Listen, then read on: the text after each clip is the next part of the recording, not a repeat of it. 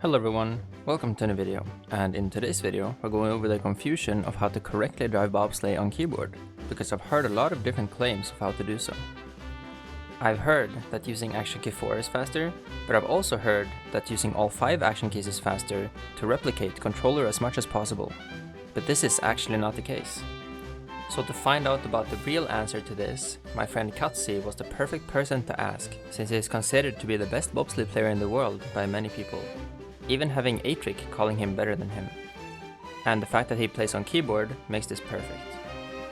When people that play keyboard tell me that keyboard is slower on bobsleigh for the new update that took place 8 months ago, I tell them about Catzii and they just say, yeah, but that's Catzii, like he's a different breed or something.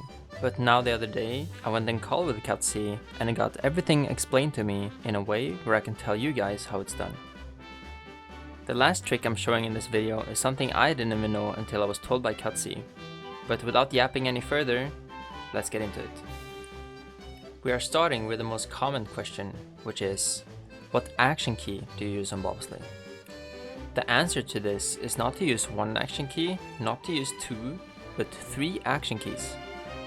And the action keys that are being used is action key 1, 4, and 5. 5 being full steer.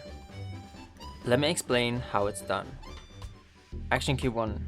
Action key 1 is used to adjust the car before actually entering the turn, but it's also used in the turn till your car is more stable.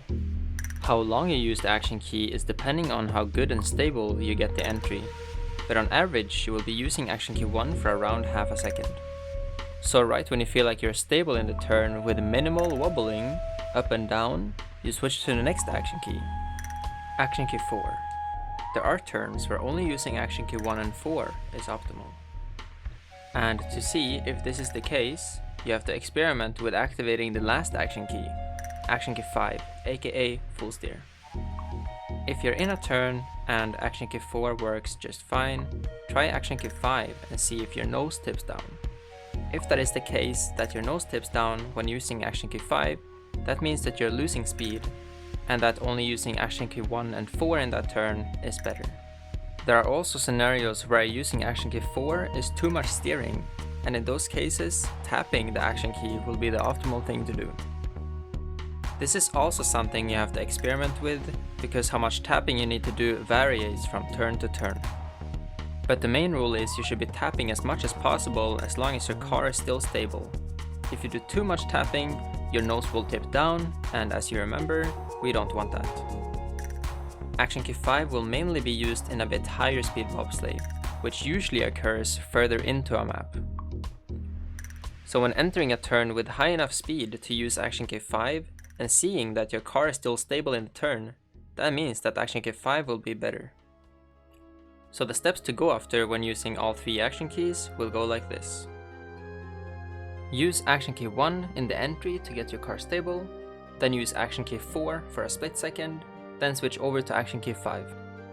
Catzii told me that even if you're high speed, doing all steps are necessary, which means that you don't want to skip from action key 1 to 5, and that doing all 3 steps are necessary for optimal performance.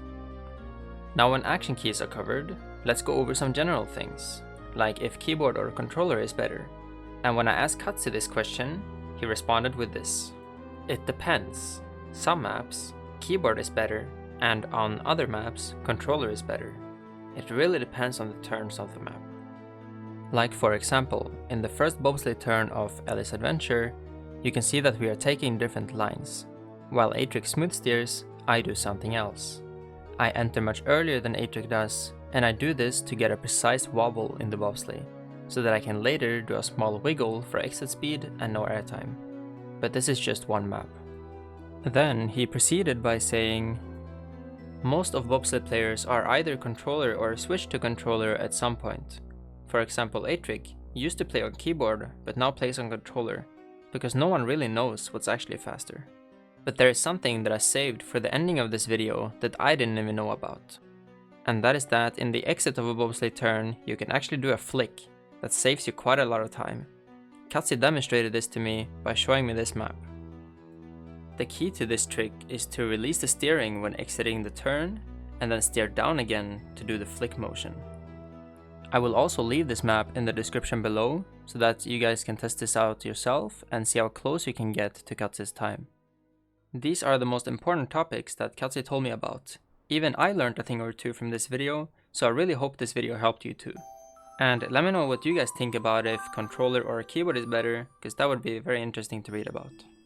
With all this being said, make sure to subscribe if you enjoyed the content, because it really helps out a lot, and I will see you in the next video.